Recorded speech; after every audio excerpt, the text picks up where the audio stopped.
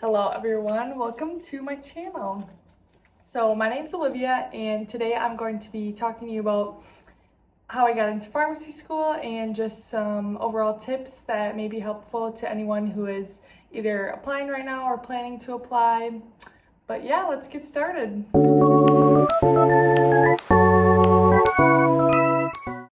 First, just some quick facts about me. I go to Michigan Tech University. It's a super small school up in the UP of Michigan. And I am finishing up my prerequisites this semester. I'm a junior currently. So next semester I'll be done because I got into pharmacy school, which is so cool. So yeah, I chose not to get my bachelor's degree. Just wanted to save money and wanted to take few classes as possible.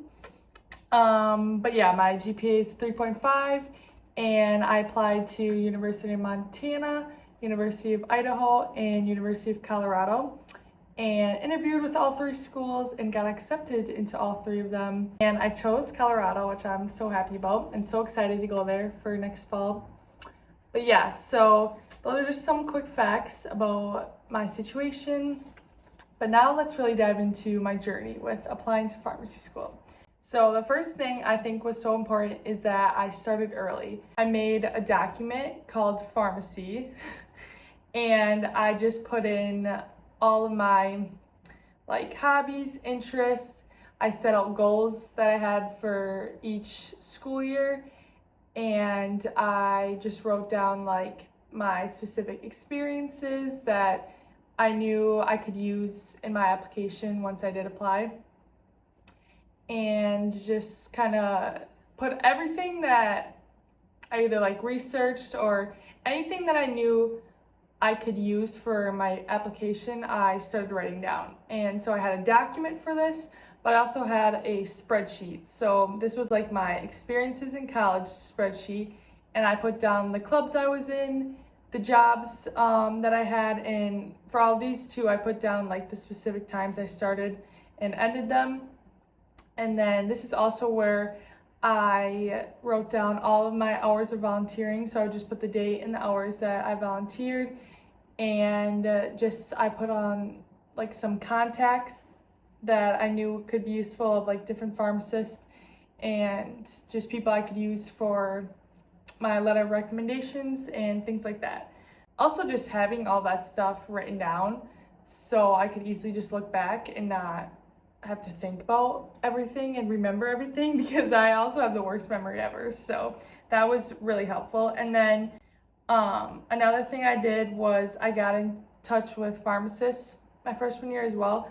So I had job shadowing was still kind of iffy because it was a little after COVID, but there was still a lot of rules with it, and I didn't really want to deal with that. So I just had a Zoom meeting with an ambulatory care pharmacist. So I just kind of asked him his day-to-day and just had a bunch of questions for him and really gained a lot of insight in a different field of pharmacy that I never even heard of. So that was really cool.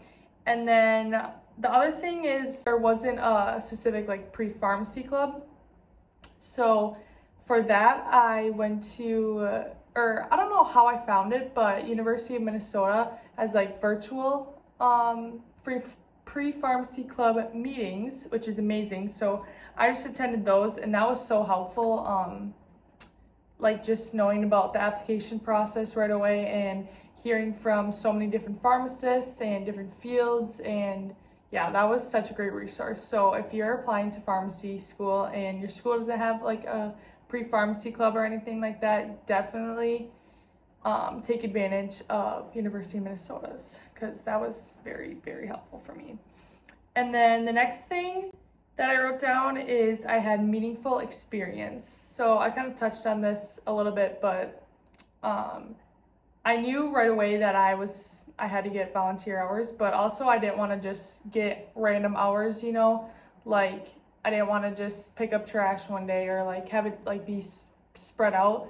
I wanted to show that I could stick to something and really make a difference. And so me and my roommate actually tutored a homeschooled, like a local homeschooled family of 9, and we've been doing that ever since freshman year, and we still do that. Also with that, like a passion for being an active member in the community, and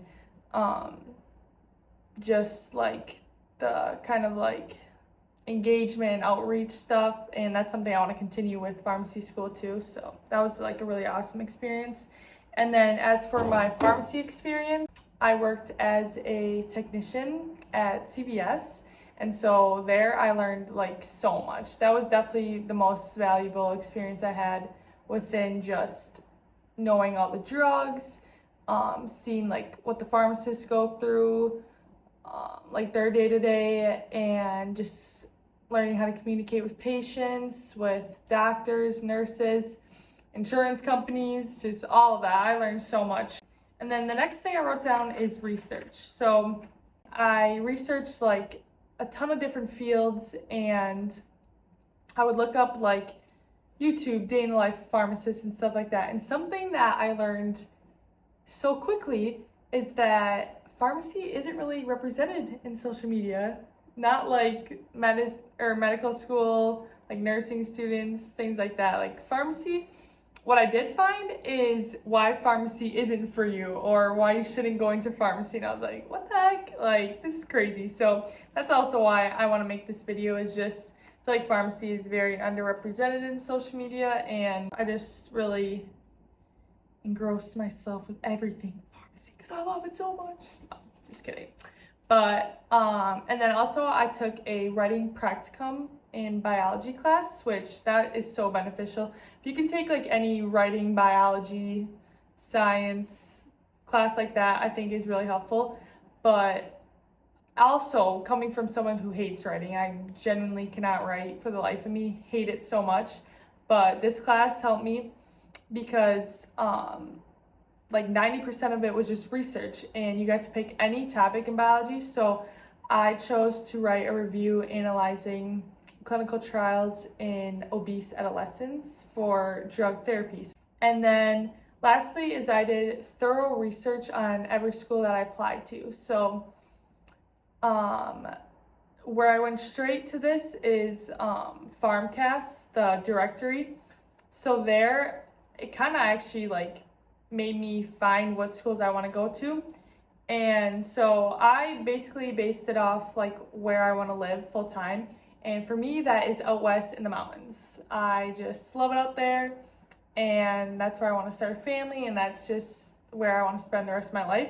So that was like the biggest thing in choosing a school, is where I wanted to live long term. But for other people, it could be like where the best schools are, or where your family is, like you want to stay in your hometown and save money, like with tuition, all that. So I would really do a thorough research early too, to see first off like what prerequisites you need to be taking for those schools, and then just kind of looking to see at their like mission statements, and like what they kind of like what their program looks like.